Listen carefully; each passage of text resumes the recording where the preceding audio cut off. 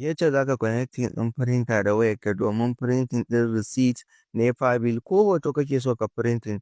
Da farko yacce za ka yi shine za ka je ka fara kunna printer. Bayan ka kunna ya kawo, sai ka koma ka je ka shiga gurin Bluetooth ɗinka na waya. To in ka je ka shiga Bluetooth ɗinka, za ka searching ɗin shi. Kana zuwa ma za ka gan shi a gurin. Ka ga shi ne printer 001 ɗin nan. To pairing gurin code yawanci yana zuwa 00 guda huɗu ko 1 2 3 4.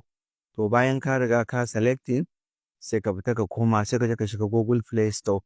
In ka shiga sai ka je ka searching quick printer. In ka saka ya kawo, sai ka installing ɗin ta gashi nan ina kan sawa zai ma kawo. To in ya kawo sai ka installing ɗin quick printer.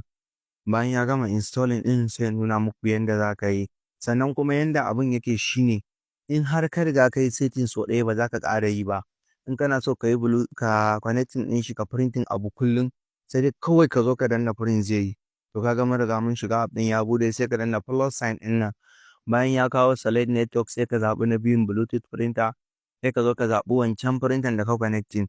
Bayan ka zaɓa sai ka zo nan gurin ka saka sunan printer da kake so ko me ka sa zai yi amma in baka sa suna ba zai yi ba.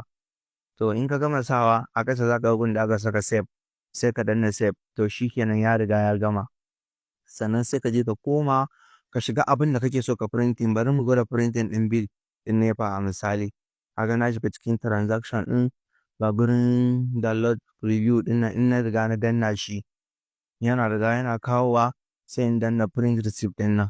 To kaga printer ga receipt ɗin ya fito. To yanda ake yi kenan. Da Allah akwai YouTube channel namu da Allah a je a joinin ɗin shi. Mun gode.